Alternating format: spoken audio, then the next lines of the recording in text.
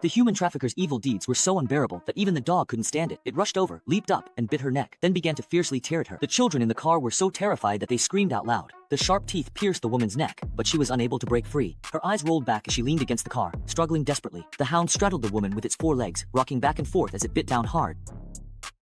Even after the woman fell to the ground, it kept tearing at her, not stopping until she had completely stopped breathing. Then the hound turned its head. Why was there, in its fierce gaze, also a kind of sorrow that evoked pity? What kind of story does it carry within itself? Locking eyes with the hound left the female detective lying on the ground, deeply unsettled. A few days earlier, a man was video chatting while walking down the street, when he suddenly noticed a large black dog with glowing eyes ahead of him, staring at him intently. After scanning with its eyes and confirming the target, it charged forward with a roar, limping, and bit the man's neck in one swift motion, instantly robbing him of any ability to resist. At this moment, the hound was ferocious beyond measure, as if it had encountered its mortal enemy. Its teeth sank deep into the man's artery, tearing viciously, and in no time, the man showed no signs of life. On the same day, another victim, right after finishing a phone call and getting into his car, was suddenly set ablaze by an unknown substance on his body. Despite desperately slapping at the flames, it was all in vain.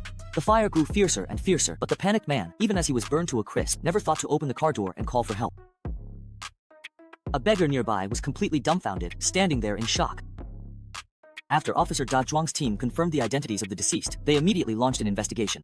They started by examining the bodies of the victims from these two cases. On the surface, one body was charred by fire. Although nothing seemed apparent at first glance on the pitch-black corpse, a closer inspection revealed bite marks on the leg, apparently from a dog. It was still impossible to determine whether it was suicide or homicide. The cause of death for the other body was very clear. It was killed by a bite to the neck.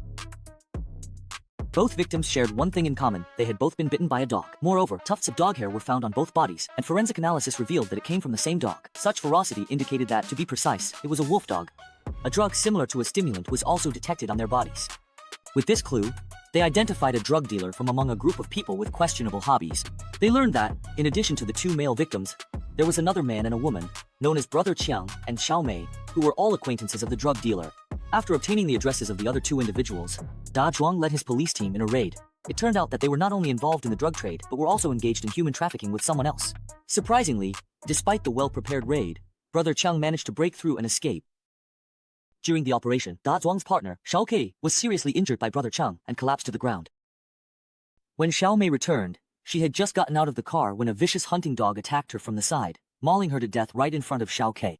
Given this, being able to command the black dog to kill from miles away, the perpetrator must be an extraordinary dog trainer. Following this lead, Detective Xiao Kei inadvertently entered the city during the investigation.